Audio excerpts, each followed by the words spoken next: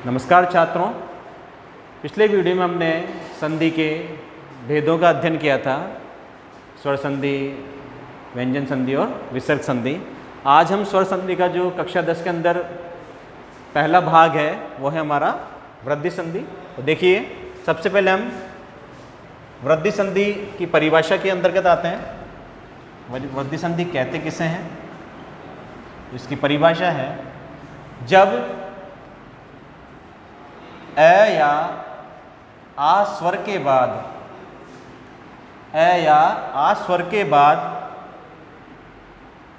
ए या ऐ स्वर आए तो दोनों को मिलाकर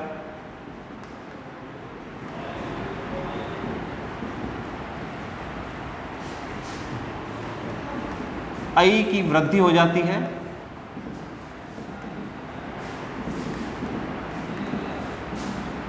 एवं जब ए या आ के बाद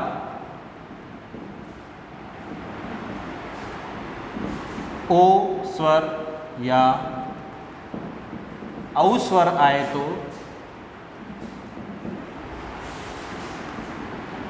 दोनों को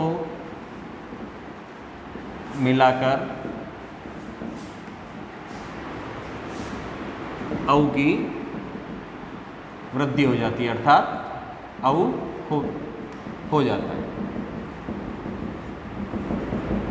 तो देखिए, ये हमारी परिभाषा है कि जब ए या आ के बाद, यानी ए या आ के बाद में ए या ऐ स्वर आए तो इन दोनों को मिलाने पर ऐ हो जाता है, और जब ए या आ के बाद ओ या औ आए तो दोनों को मिलाने पर औ हो जाता है।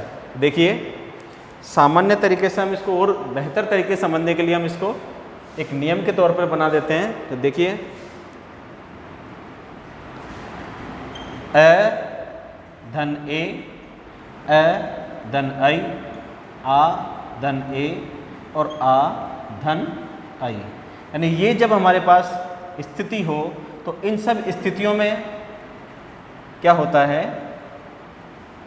इन दोनों के मिलाने पर ऐ, और ऐ की जो हमारी मात्रा है वो है ये। अब हम इसके उदाहरण देखेंगे। तो सबसे पहला जो हम उदाहरण देखते हैं तो देखिए, एक धन एक है। मैंने आपको पिछले वीडियो में बताया था कि संधि हमेशा प्रथम पद के अंतिम वर्ण में और द्वितीय पद के प्रथम वर्ण में होती है। तो अब हम प्रथम पद का जो अंतिम वर्ण है हमारा कै, तो जब हम इस कै को बोलते हैं तो अंतिम जो उच्चारण जिस स्वर का होता है वो है अ, और ए के पश्चात हमारे आ रहा है ए स्वर। तो स्थिति यहाँ पर ए और ए के मिलाने पर ऐ, तो ए और ए को मिलाने पर हमारा जो परिवर्तन हुआ, जो विकार हुआ वो है ऐ। ऐ का मतलब इसकी मात्रा, स्वर की इसकी मात्रा को हम इसके अंदर लेंगे। अब देखिए, ए स्वर, उसके पश्चात कै में से हमने ए स्वर को निकाल दिया है तो कै हमारा आधा बच जाएगा, अर्थात हलंत वाला रह जाएगा। इसके पश्चात हमारे विकार जो परिवर्तन होता है वो है ऐ। ए हमारा यहाँ पे है और उसके पश्चात में कै।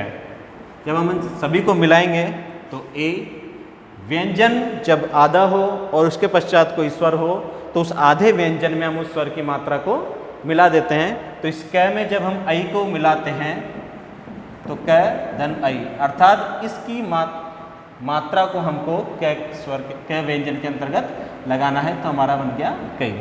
तो कै और ऐ को मिलाने पर हमारे पास बना है कै, तो उसके बाद ऐ। तो हमारा जो ये संधि युक्त पद बनकर के सामने आया वो है ऐ के कै है। अब इसके और उदाहरण देखिए। इसी प्रकार से सदा धन एव, देखो प्रथम पद का अंतिम वर्ण है हमारा, दामे जो स्वर है वो है आ के पश्चात ए, आ और ए मिलकर के हमारा जो बनता है स्वर वो है ऐ, परिवर्तन होता है। और उसके बाद ऐ की मात्रा स, दा में से हमने आ निकाल लिया तो हमारे पास बचेगा द हलंत वाला, और उसके पश्चात लास्ट में हमारे पास जो बचता है वो है व। अब इन सभी को मिलाएंगे। स द के बाद में हमारे स्वर आ रहा है आई, व्यंजन आधा है, उसके पश्चात स्वर है, तो उस व्यंजन में हम उस स्वर को मिलाएंगे और उसके पश्चात व। तो द में आई को मिलाने पर बनता है दई और व। ये हमारा बना पद सदैव। इसके बाद जो हमारा इसी का जो दूसरा वो है सामान्य नियम, वो देखिए।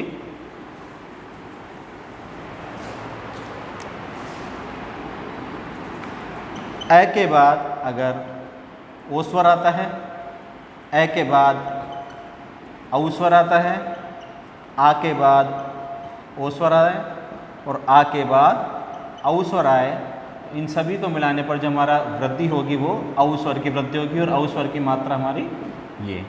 तो अब इसके उदाहरण हम देखेंगे आगे। तो देखिए,